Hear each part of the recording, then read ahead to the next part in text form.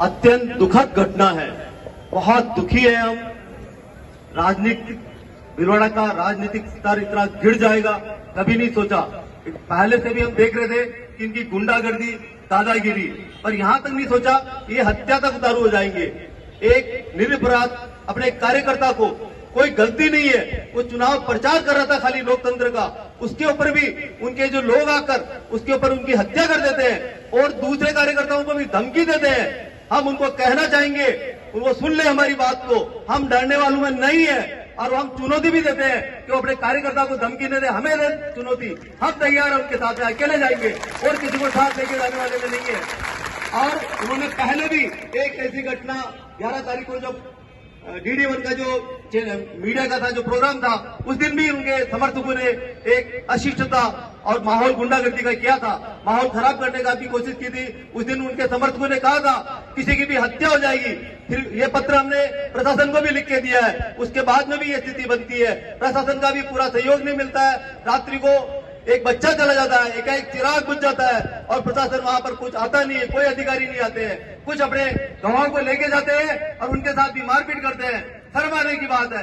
प्रशासन को भी सुनना होगा, अगर नहीं सुनेंगे तो आगे की कार्रवाई होगी। हम कोई इसको कम नहीं लेंगे और इसके न्याय कराएंगे पूरा का पूरा, और कोई डरने वाले में नहीं है। और हम कहना चाहेंगे कि उनको, हत्यारों को जल्दी से जल्दी उनको पूरी पुलिस कार्रवाई के साथ, पूरे कड़े कानून के साथ गिरफ्तार करें। उनके जो सहयोग दे रहे हैं उन तक पहुंचे, उनकी कॉल डिटेल निकाले और उन तक पहुंचे और उनको न्याय दिलाए और उनको पूरा पूरा उनके परिवारजन को एक न्याय मिले उनको।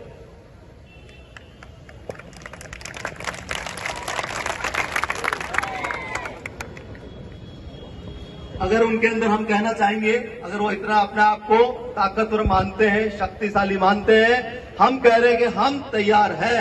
वो हमें जहां बुलाए हम आ जाए, वो चाहे जो करना चाहे, वो हमारी हत्या करना चाहे, पर हम तैयार हैं। पर हमारे कोई भी कार्यकर्ता के साथ ऐसी कोई घटना न करे। अगर कोई भी कार्यकर्ता के साथ ऐसा करेंगे तो हम उनके साथ हमेशा खड़े रहेंगे, उनके साथ पूरा न्याय करेंगे, उनको पूरा उनके साथ लड़ने के लिए, उनके साथ संघर्ष करने के लिए तैयार रहेंगे।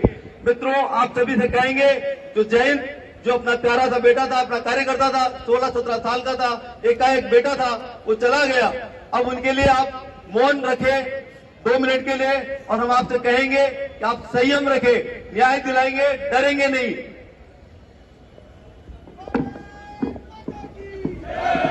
यहां पर पुलिस और प्रशासनिक अधिकारी मौजूद हैं और सरकार किसकी है ये भी पता है, कौन यहां पर अधिकारी क्या कर रहा है ये भी हमें सबको पता है।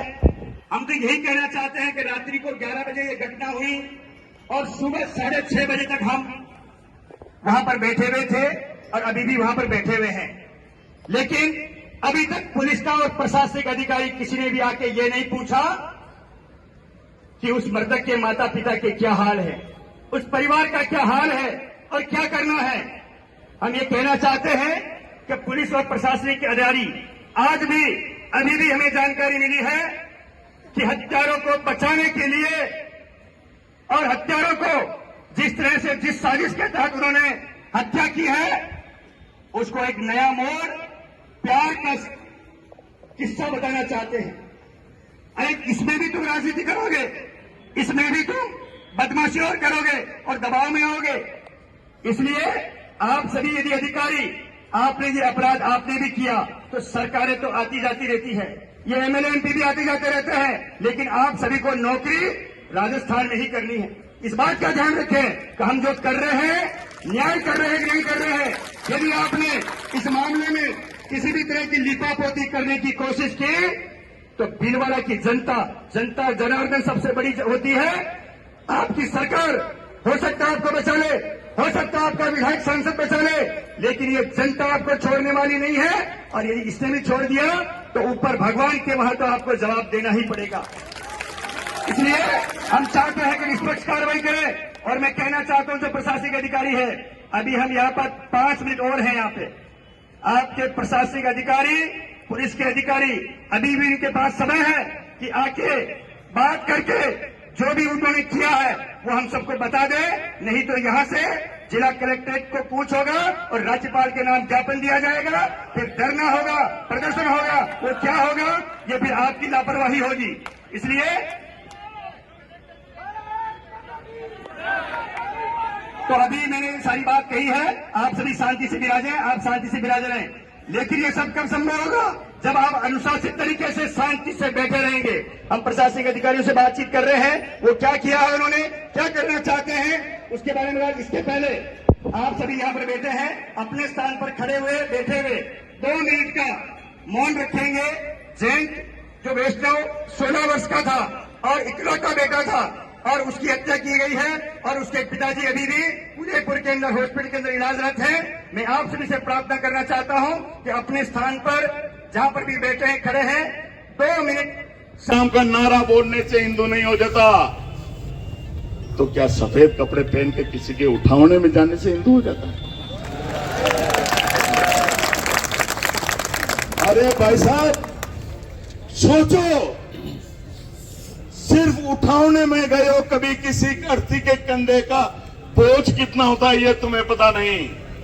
दाग होता है जब किसी इंसान का, तो वहां पर मोक्ष धाम में 3 घंटे कैसे गुजरते हैं तुम्हें पता नहीं।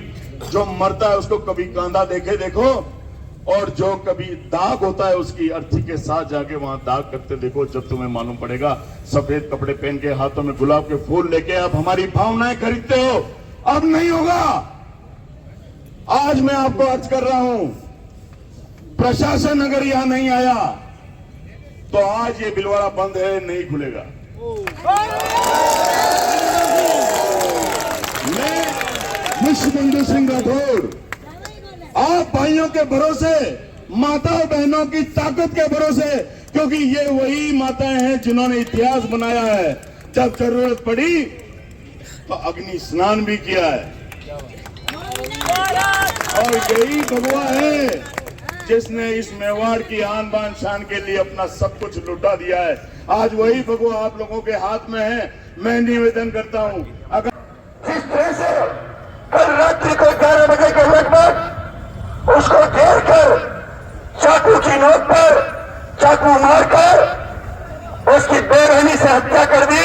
वो जैंट 16 वर्ष का था, एक मासूम